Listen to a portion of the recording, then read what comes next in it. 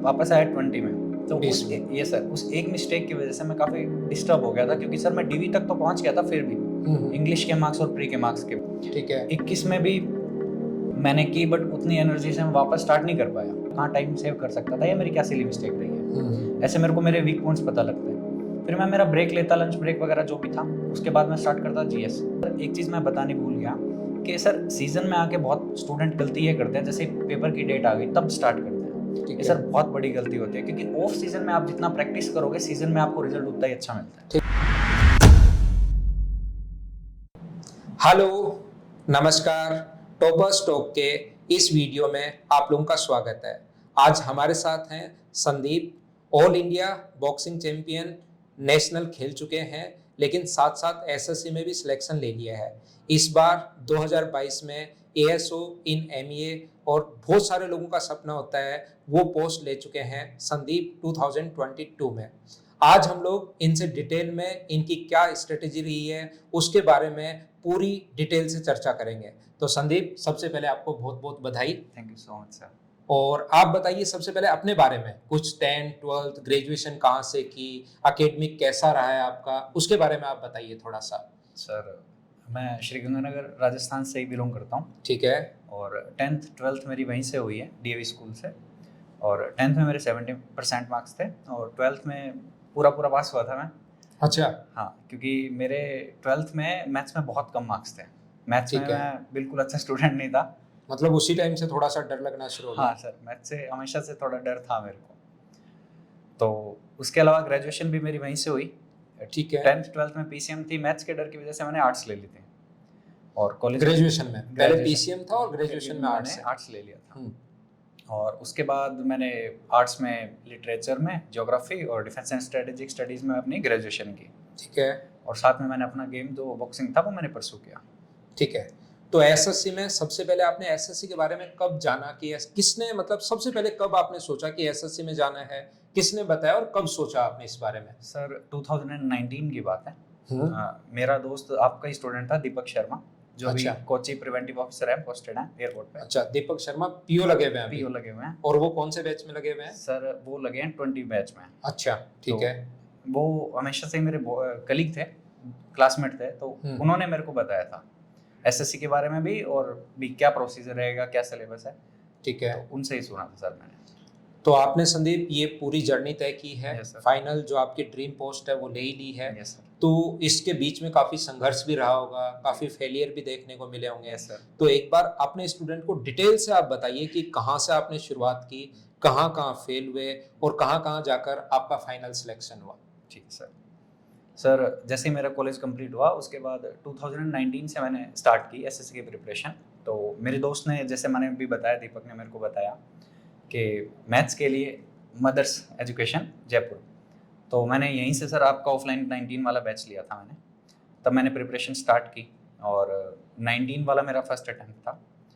उसमें मेरी बहुत अच्छी प्रिपरेशन थी, but due to some mistakes मेरा मैथ्स का मेंस अच्छा नहीं गया था, क्योंकि एक एनालिसिस मिसअंडरस्टैंडिंग की वजह से मेरे को अपने पेपर में 30 क्वेश्चन दोबारा करने पड़े थे। अच्छा, मॉक तो आप एकदम सही दे रहे थे, मॉक में स्कोर भी अच्छा आ रहा था। हाँ। लेकिन कोई ना कोई आपने एनालिसिस देखा। हाँ। कि कैसे पेपर अटेम्प्ट करना चाहिए। एग्जाम से जस्ट पहले वाले दिन या उससे 1-2 दिन पहले। सर 15, 16 और 18 को मेंस था। 19 का मेंस 3 दिन था। हाँ, मेरा 16 तारीख को मेंस था। तो मैंने उस दिन शाम को एनालिसिस देख लिया, जो कि मैं नॉर्मली नहीं देखता था। तो मैं टीचर के नाम नहीं लूंगा, बट नहीं लेना भी नहीं अपने। हाँ। किसी भी अपने को टीचर का पॉजिटिव नाम लेना है अपने चैनल पर, हम लोग आराम से लेंगे। हाँ। लेकिन अभी नहीं लेते हैं, नेगेटिव के लिए तो बिल्कुल नहीं। Yes sir. तो उस वीडियो में उन दोनों टीचर ने यही बात बोली कि आपको 1 घंटे में पूरा पेपर देख लेना है। ठीक बात। और ये मेरी स्ट्रेटजी कभी थी नहीं। मैं हमेशा पेपर अटेम्प्ट करता अपनी स्पीड से, जो क्वेश्चन 2 बार में नहीं होता मैं उसे स्किप करता और बाकी करता जाता। ठीक है। मॉक में मेरे 170 मार्क्स बन रहे थे इजीली। तो उस स्ट्रेटजी की वजह से मैंने, इंग्लिश में मेरा बहुत अच्छा स्कोर रहा। इंग्लिश में जैसे मेरा 185 था रो स्कोर। Yes sir. ठीक है, बहुत अच्छा स्कोर है। 185 कट ऑफ से मेरे लगभग 27 मार्क्स ऊपर थे, 160 प्लस मार्क्स थे मेरे। ठीक है। मैथ्स में ऐसा हुआ सर, मैंने पेपर स्टार्ट किया, स्टार्टिंग में कुछ ठीक क्वेश्चन आए तो मैं उन्हें करता गया, मेरे को लगा टाइम ज्यादा लगा रहा हूँ, तो मैं उन्हें आधा सॉल्व करके छोड़ता गया। ठीक है। जैसे ही मैं 38 क्वेश्चन पे पहुंचा तब मेरे को पता लगा मैंने क्वेश्चन तो सिर्फ 5 ही मार्क किए और मेरे को आते सारे, तो मैंने वापस स्टार्ट किया। फर्स्ट क्वेश्चन से दोबारा वो सारे क्वेश्चन अटेम्प्ट किए। मैं जैसे ही 67 68 क्वेश्चन पे पहुंचा, मेरा टाइम आउट हो गया। उसमें से भी मैंने लाइक 65 सही कर दिए थे, पर उस एक मिस्टेक की वजह से मेरा 19 में सिलेक्शन रह गया था सर। ये 2019 में ये 2019 सिर्फ एक छोटी सी सिर्फ मिस्टेक एक सिली मिस्टेक के कारण। लेकिन इसमें बहुत अच्छी बात ये है कि आपने जैसे 12th में बताया कि मैथ से थोड़ा सा प्रॉब्लम थी, डर भी लगता था, लेकिन तैयारी करके मैथ्स आपने अच्छी तो कर ली सर। लेकिन 2019 में थोड़ा सा एनालिसिस या किसी भी मिस्टेक की वजह से इनका थोड़ा मैथ्स का पेपर वहां पर बिगड़ गया। Yes sir. ठीक है, आगे कहानी शुरू होती है सर। उसके बाद पहले सर मैथ्स की बात करते भी, मेरा मैथ्स का डर कैसे खत्म हुआ। अच्छा, ठीक है। ठीक है। तो एडवांस मैथ से सर मेरे को इतना डर था, इतना फियर था कि मैं एक्स वाई कोई भी वेरिएबल देख के क्वेश्चन छोड़ देता, स्किप कर देता। तो जैसे ही मैंने एडमिशन लिया मदर्स में, तो आपका बैच लगाया और आपने जो वो बात बोली थी भी प्रिपरेशन कैसे करनी चाहिए, ठीक है, तो आपने हमेशा से एक बात बोली थी कि आज जो मैंने क्वेश्चन कराए वो जाके करो। हाँ, ये स्ट्रेटेजी आप बड़ी ध्यान से सुनिए भाई, इम्पोर्टेंट है। हर क्लास में मैं आपको बताता हूँ कि जो भी आपको क्वेश्चंस करने हैं, आज जो करवा रहे हैं वो तो करने ही है, और पिछले चैप्टर के भी आपको क्वेश्चन साथ साथ करना है। ठीक बात है। सर आपने ये बात क्लास में बोली थी, तो मैं हमेशा से जो आपने करवाया वो जाके क्वेश्चन रिपीट करता। ठीक है। उसके अलावा जो नेक्स्ट मेरे को पता होता था आप कल कराओगे, तो वो 10-20 क्वेश्चन मैं खुद करता, चाहे उनमें से एक हो चाहे 10 हो मेरे। ठीक है। अगले दिन आगे के भी 10 क्वेश्चन आप पहले हमेशा करते ही करते थे। सर, बहुत सही चीज सर। फिर नेक्स्ट डे जब आप क्लास में कराते तो ऑलरेडी मैं लीड में होता था, क्योंकि वो मेरा सेकंड टाइम हो रहा होता था। ठीक है। और जब मैं शाम को जाके उन्हें वापस करता तो मेरा, जब सबका एक बार होता था, मेरा 3 बार क्वेश्चन प्रैक्टिस हो चुका होता। ठीक बात। इसके बाद जैसे ही चैप्टर कंप्लीट होता तो मैं सेम रिपीट करता, नेक्स्ट चैप्टर पे गया, नेक्स्ट चैप्टर के वही 10 क्वेश्चन और रिपीट क्वेश्चन शाम को। और पहला चैप्टर जो मेरा हो चुका है सर, मुझे छोड़ता नहीं था, उसके भी 10 क्वेश्चन मैं रिपीट पे रखता था। रिवीजन बड़ा इंपॉर्टेंट है। रिवीजन नहीं, सबसे ज्यादा इंपॉर्टेंट रिवीजन और मॉक टेस्ट है। Yes sir. तो ऐसे में अगर ऐसा होता कभी 10th चैप्टर भी चल रहा है क्लास में, तो पहले 9 चैप्टर के मैं 5-5 या 10-10 क्वेश्चन निकाल के 2-3 घंटे उन्हें मैं देता था। तो इसी वजह से मेरी मैथ्स का जो एडवांस मैथ्स का फियर था वो सर ऐसे ही दूर होगा। ठीक बात। और उसके अलावा वीकेंड्स पे जैसे भी आपके ज्योमेट्री के और मेंसुरेशन के जितने भी नोट्स थे वो मैंने बहुत अच्छे से बनाए थे, तो उनकी रिवीजन करता था सर मैं बहुत अच्छे से।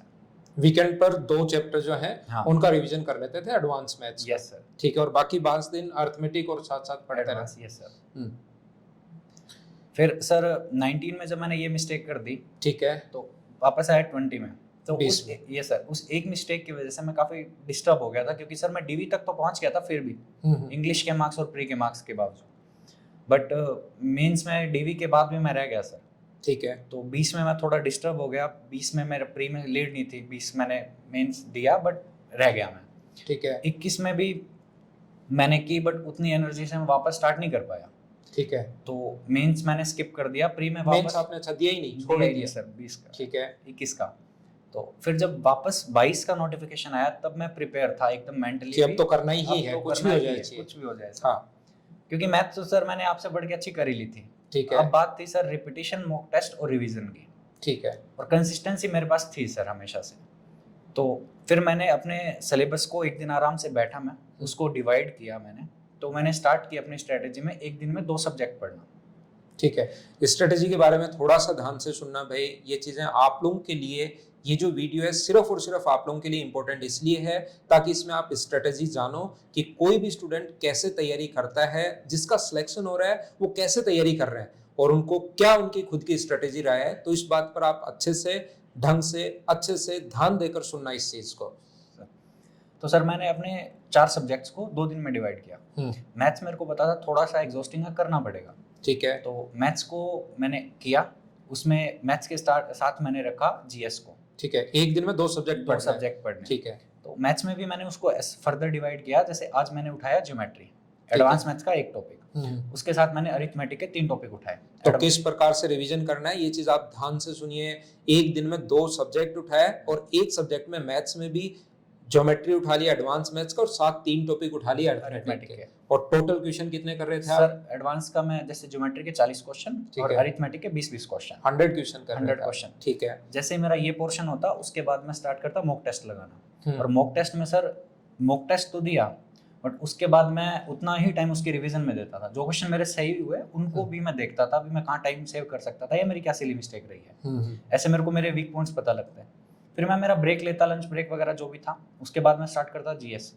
जीएस में जैसे आज मैंने हिस्ट्री उठाई, हिस्ट्री में ठीक मैंने है। एंशियंट हिस्ट्री उसको फर्दर डिवाइड कर लिया, एंशियंट हिस्ट्री उठाई, एंशियंट हिस्ट्री को मैंने नोट्स को रिवाइज किया, ठीक है। उसके बाद उसके प्रीवियस ईयर उसी टॉपिक के जितने भी क्वेश्चन थे वो मैंने वापस निकाले। ये कम टाइम में हो जाता था, इसके बाद मैं एक और मॉक टेस्ट लगा लेता था और उसका एनालिसिस कर लेता था। ठीक है। 8 घंटे में मेरा बहुत अच्छा तो रिपीटेशन डेली हो क्या जाता था। टाइम दे रहे थे आप डेली, कि मतलब कितना टाइम पढ़ रहे थे? 7 आवर्स, 8 आवर्स, 9 आवर्स, सर कितना? मेरा टारगेट बेस्ड स्टडी सी, मतलब कभी कभी मेरा 7 आवर में भी हो जाता था, कभी कभी मेरा 8 और 9 आवर्स तक भी जाता था। मतलब कम से कम 7 घंटे तो देने ही है। देने ही है ये बात ध्यान से सुनिए भाई, स्टूडेंट सिलेक्शन होने के बाद बोलते हैं कि मैं 2 घंटे ही पढ़ रहा था, 3 घंटे ही पढ़ रहा था, ज़्यादा नहीं पढ़ना चाहिए, जबकि रियलिटी में बताने वाले कुछ ही बच्चे होते हैं। तो आपको कम से कम 8 आवर्स तो एवरेज अगर मानकर चले तो आपको देने पड़ेंगे सर। 8 आवर्स। अगर एसएससी का कट ऑफ अगर क्लियर करनी है तो 8 आवर्स देने पड़ेंगे, मतलब देने पड़ेंगे। Yes sir. तो फिर मैं ऐसे जैसे नेक्स्ट डे आया, नेक्स्ट डे में मेरे को पता था इंग्लिश ईजी है, हो जाएगा। ठीक है। तो इंग्लिश में मैंने स्टार्ट किया, मैंने प्रीवियस ईयर कोई बुक उठाता या मेरे नोट्स उठाता, नोट्स में मैंने पार्ट्स ऑफ स्पीच में नाउन उठाया, नाउन के एरर प्रैक्टिस किए। उसके बाद मैंने उठा ली प्रीवियस ईयर एमबी।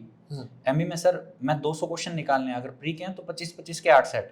ठीक मेंस का है एक दिन में? Yes sir. मतलब पहले दिन मैथ्स और आपका जीएस हो गया है, सेकंड अगले दिन इंग्लिश आपका चल रहा है, यस सर, और साथ साथ एक पार्ट ऑफ स्पीच, उसके अलावा 200 क्वेश्चन की प्रैक्टिस। ठीक है। और हाथों हाथ उसी बुक में से एक एक वन वर्ड, एक इडियम फ्रेजेस और एक ही फ्रेजल वर्ब भी मैं देख लेता था। ठीक है। तो एमबी को आपने कितनी बार कर डाली होगी? सर मैंने एमबी को एटलीस्ट 5 बार किया था सर। देख लीजिए, आप खुद देखिए, आप मतलब एक सिलेक्शन लेने वाला जो बच्चा होता है ना, कितनी मेहनत कर रहा है। बहुत सारे बच्चे सोचते हैं कि सर हमारा सिलेक्शन क्यों नहीं हो रहा। आप खुद सोचिए कि एक एक बुक को आप 5-5 बार निकाल रहे हो या नहीं निकाल रहे हो, वो एक बार सोचिए क्यों सिलेक्शन नहीं हो रहा है, उसका कारण आपको खुद को समझ में आ जाएगा।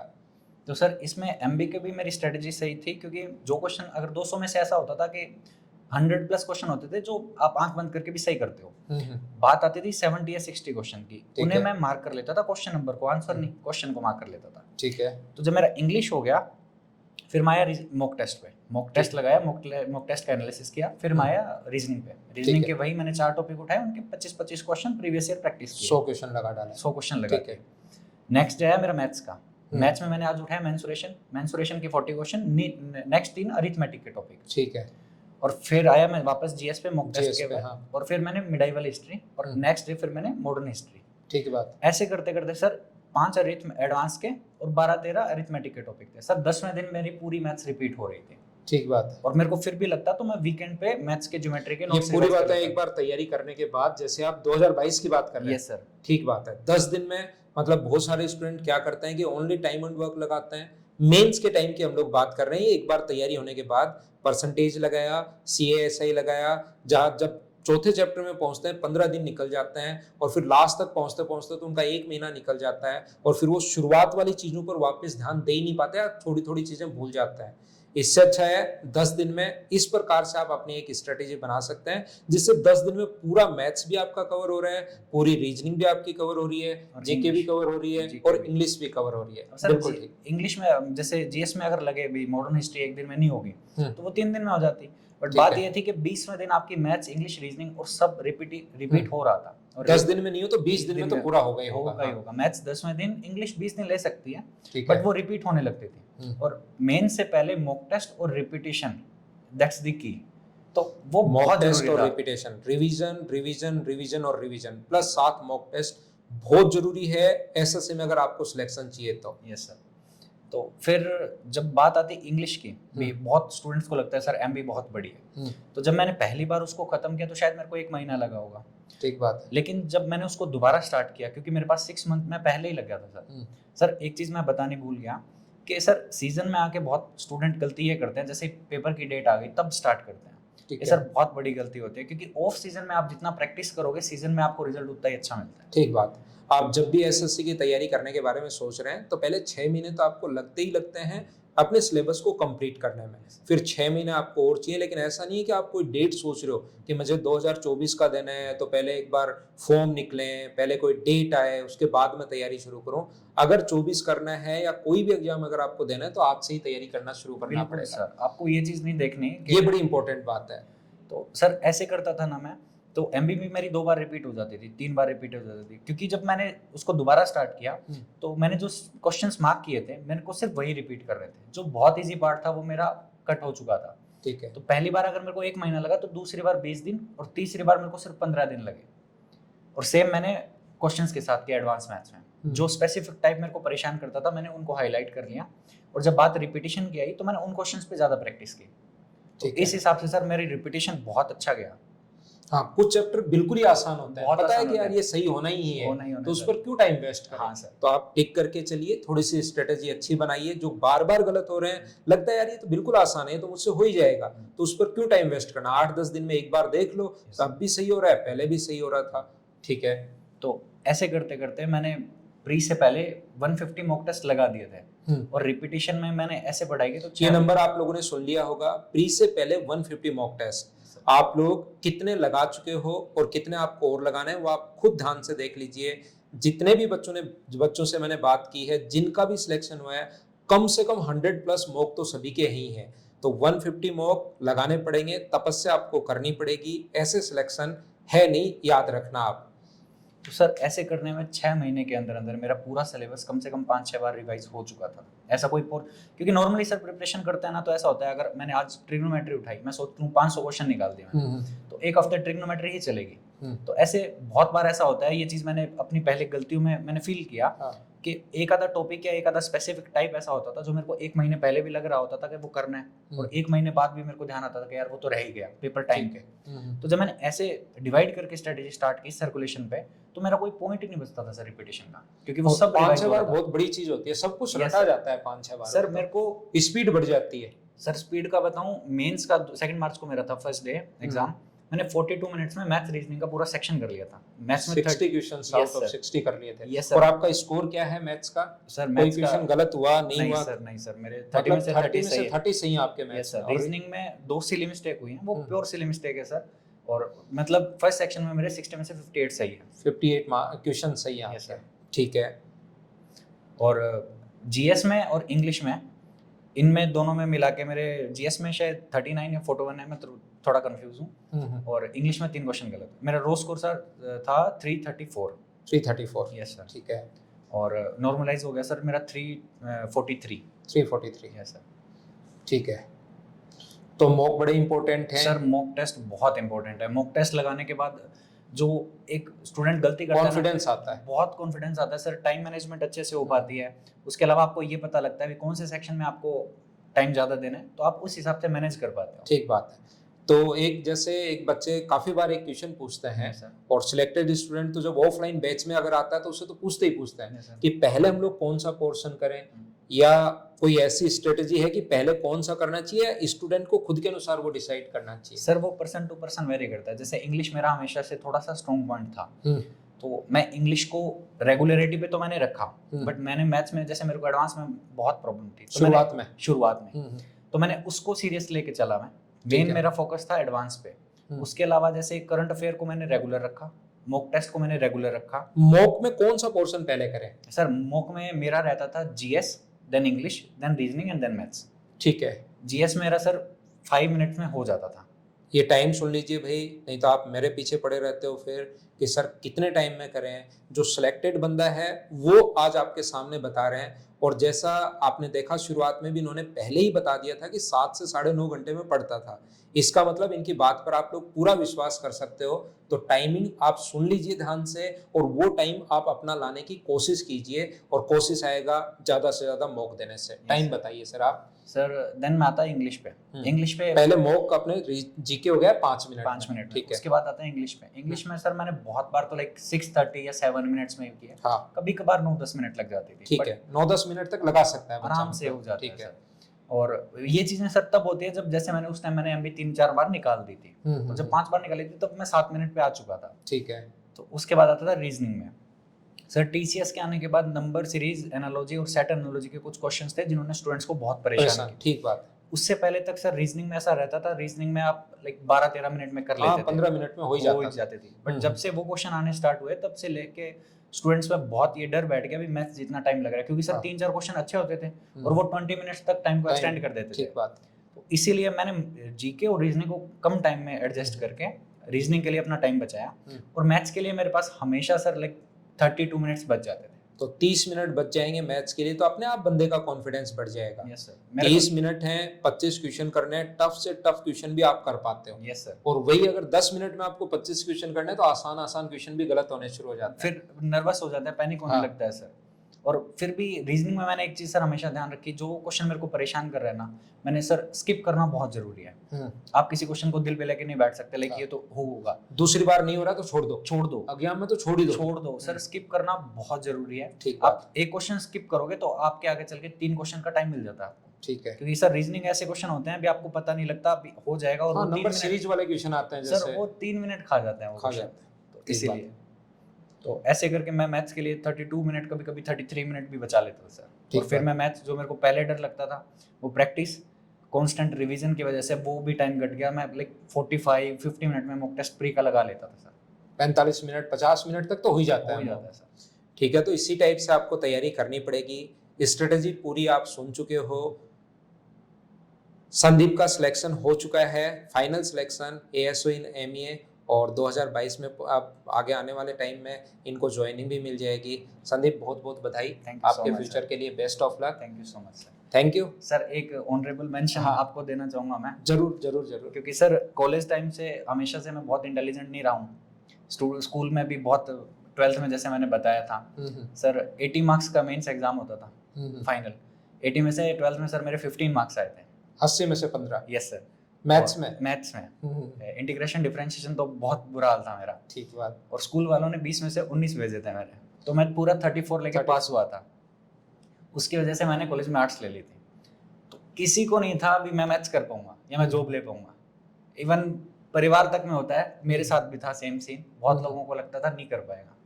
पेरेंट्स, पापा का सपोर्ट बहुत था। पापा और मम्मी ने तो लाइक दिल खोल के सपोर्ट किया है, उन्हें विश्वास था कर लेगा। और उनके बाद सबसे बड़ा सर मैथ्स के लिए थैंक यू आपको है सर। सच में आपने जैसी एडवांस मैथ्स पढ़ाई ना, मेरे को कभी जरूरत ही नहीं पड़ी, खुद पे डाउट ही नहीं हुआ मैं नहीं कर पाऊंगा।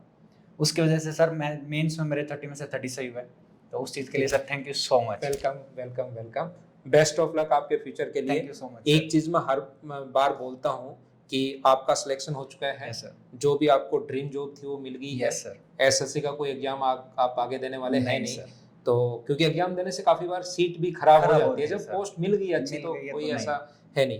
तो जब भी किसी बच्चे को अगर जरूरत हो, यस सर। ऐसे आने वाले नए बच्चों को अगर जरूरत हो तो उनकी जरूर आप थोड़ी बहुत कोई भी सब्जेक्ट के बारे में कुछ पूछना चाहे, SSC के बारे में कुछ पूछना चाहे कहीं भी, तो आप उसकी जरूर हेल्प कीजिए। बिल्कुल सर। उसके अलावा वैसे तो आपने YouTube पे सब पढ़ा ही रखा है। मुझसे कोई पूछता है तो मैं वैसे ही एडवांस मैथ्स के लिए तो आपने जितना पढ़ाया है, अरिथमेटिक के लिए आपने जितना YouTube पे करवाया है, SSC के तो 2030 में भी अगर मेंस देंगे ना तो भी क्वेश्चन बाहर से नहीं आएगा। तो आप YouTube चैनल पर जाइए, उसको आप देख सकते हैं। आपको लगता है वो पुरानी जो है वो डले हुए हैं वीडियो, लेकिन वो बहुत इंपॉर्टेंट हैं, आप उनको देख सकते हैं। पुराने नहीं है सर वो मतलब उनमें इतना कंटेंट है। अभी कोई स्टूडेंट 2030 या 40 का भी मेंस देगा ना, उससे बाहर नहीं आने वाला, नहीं आ पाएगा उससे बाहर कोई क्वेश्चन। लेकिन मैं और भी एक चीज ये बताना चाह रहा था कि जैसे और कोई प्रॉब्लम हो बच्चों को, जैसे कि सर स्ट्रेटेजी क्या रखें, टाइम कम नहीं हो रहा है, कोई आपसे पूछे तो उसकी जरूर हेल्प। बिल्कुल सर, बिल्कुल। ठीक है ना। Okay, thank you. आज के लिए इतना ही।